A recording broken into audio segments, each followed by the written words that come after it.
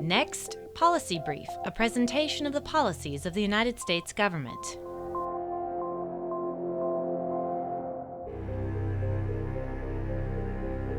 More than 20 million people around the world are victims of human trafficking, said U.S. President Barack Obama.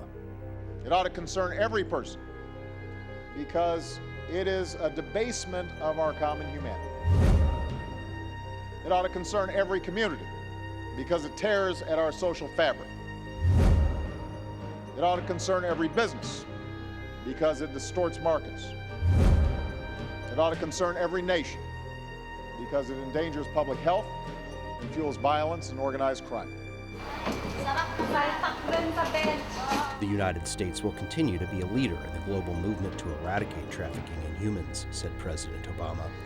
He announced a series of additional steps that the U.S. government will take to more effectively counter this scourge, including a new executive order to strengthen protections against trafficking in persons in U.S. government contracting. We're making clear that American tax dollars must never, ever be used to support the trafficking of human beings. We will have zero tolerance. We mean what we say.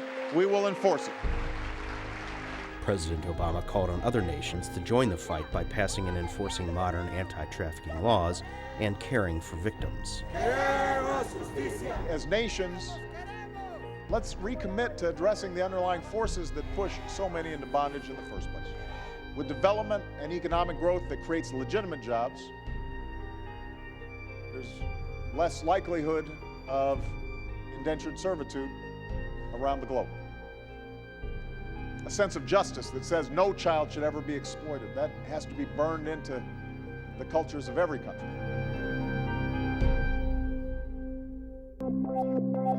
That was Policy Brief, a presentation of the policies of the United States government.